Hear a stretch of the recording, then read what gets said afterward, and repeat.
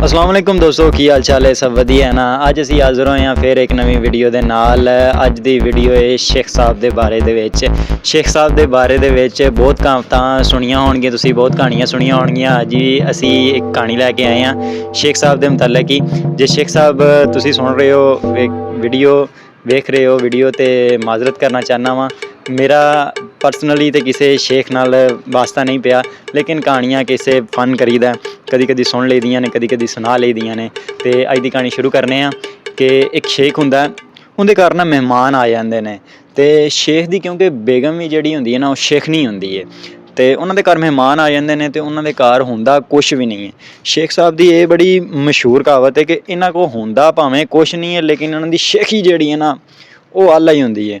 शेख साहब के कोल हुण कुछ नहीं हुंदा ते उनकी बेगम कहती है कि मेहमान भी आ गए ने, तो हुण इन्हां दा इस्तकबाल किवें कीता जावे, इन्हां नूं खाण पीण दे विच की दित्ता जावे। शेख कहंदा तू टेंशन ना लै, मैं भी शेख हाँ, वेख लैने मेहमानां नूं भी। कहंदा की पकाया? कहंदी दाल दा एक पतीला पकाया सी पिछले हफ्ते, अजे तक वो ही चल रहा। शेख साहब कहंदे ने ते फिर वो ही चलेगा अज भी। कहंदी मेहमानां नूं? कहंदा हाँ मेहमानां नूं भी चलेगा अज ही पतीला। कहंदा तू बस मेरी गल नूं फॉलो करदी जाना। कहंदी इहनूं दसो मैं करना की है। वो कहंदा कि जी मैं मेहमानां नूं लैके बाहर बह जांगा, तू वड़ जी किचन दे विच। किचन दे विच जदों वड़ जाएगी एक खाली पतीला तू सुੱਟਣਾ है, तो मैं तेनों पुछांगा बेगम की रुड़ गया है?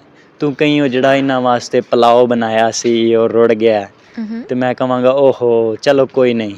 थोड़ी देर बाद तू दूसरा पतीला भी सुੱਟ देना। मैं पुछना बेगम हुण की होया है? तू कहना है कि मैं जिहड़ा कौरमा बनाया सी इन्हां वास्ते वो भी रुड़ गया। तो मैं कहांगा कोई नहीं बेगम हुण की बचिया? तू कहीं एक दाल दा पतीला बचिया। तो मैं कहांगा चलो हुण दाल ही लै आओ, तो इस तरह जिहड़ा ना दाल ही खावांगे। वो कहंदी ठीक है। वो मेहमानां नूं लै के जदों बाहर बह जांदा, तो थोड़ी देर बाद ना किचन दे विचों आवाज़ आंदी धड़ल। वो जो धड़ल हुंदी ना, शेख साहब समझदे जांदे ने। शेख साहब कहंदे ने कि बेगम की होया है? वो कहंदी शेख साहब वो जिहड़ा दाल दा पतीला सी ना, गलती नाल वो ही डिग गया। शेख साहब कहंदा बस मर गए हैं फिर अज ते।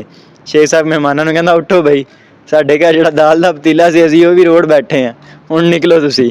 लो जी अज दी कहानी इत्थे तक, छोटी जी कहानी सी, छोटा जिहा फन सी।